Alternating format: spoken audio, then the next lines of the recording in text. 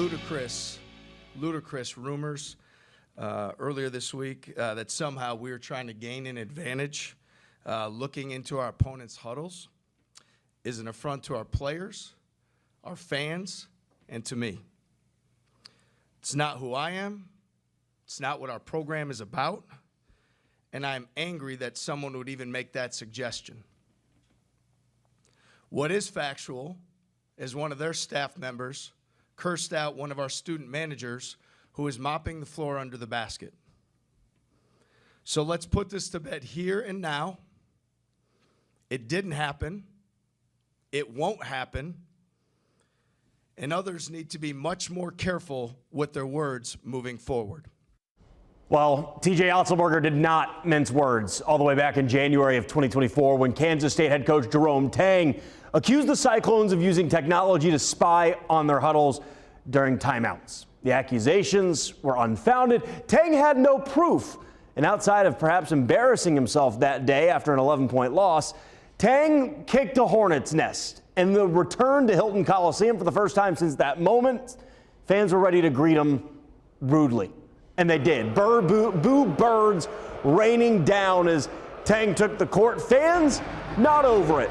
TJ Otzelberger and Tang shaking hands, giving each other a hug, seemed to be over it pregame. Out of the gate, Cyclones started hot. Back-to-back threes. Tamin Lipsey and Keyshawn Gilbert, they're up 6-0. They started four from deep. They led 13-4, but Kansas State rolls back. David Gesson, the bucket and the foul. Wildcats lead by 5. Cyclones regain the lead. They're up 1, but Max Jones bearing a triple. Kansas State took a 37-35 lead into the break. Cyclones had 11 first-half turnovers.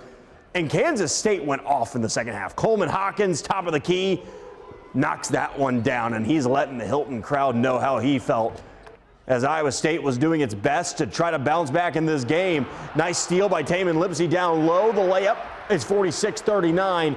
Kansas State went on a run. They make it a 12-point game. TJ Otzelberger was not a fan of some calls, some no calls, and he's going berserk. This was the final straw right here, calling a foul.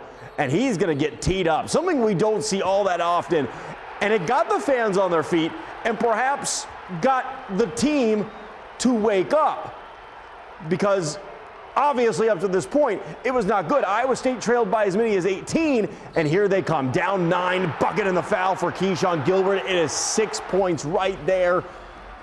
But that would be the closest it got. Doug McDaniel, left wing 3 from Coleman Hawkins on the assist.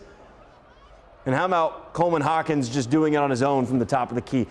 Iowa State's 29-game home winning streak is going to come to an end in rather shocking fashion. 80-61 is the final. Kansas State entered this game as a 16.5-point underdog. Dominate Iowa State. Certainly wasn't an effort that we're proud of at all. Definitely different than our standard, what we expect. And I think what we've demonstrated, through the first 20 games.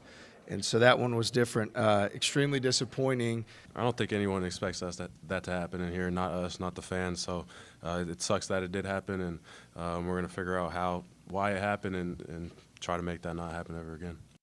Kansas State was dominant, no doubt about it. 21 second chance points, 14 offensive rebounds, 30 points in the paint. And that sets us up for Monday. Iowa State will travel to Lawrence for Big Monday on ESPN. Kansas just blew a 21-point lead against Baylor. So these are two teams coming off brutal losses, hoping to shake them off. 8 p.m. tip over on ESPN. And if you didn't miss it, or if you missed it this morning, next Saturday, College Game Day returns to Ames. That's prior to the 11 a.m. tip against TCU.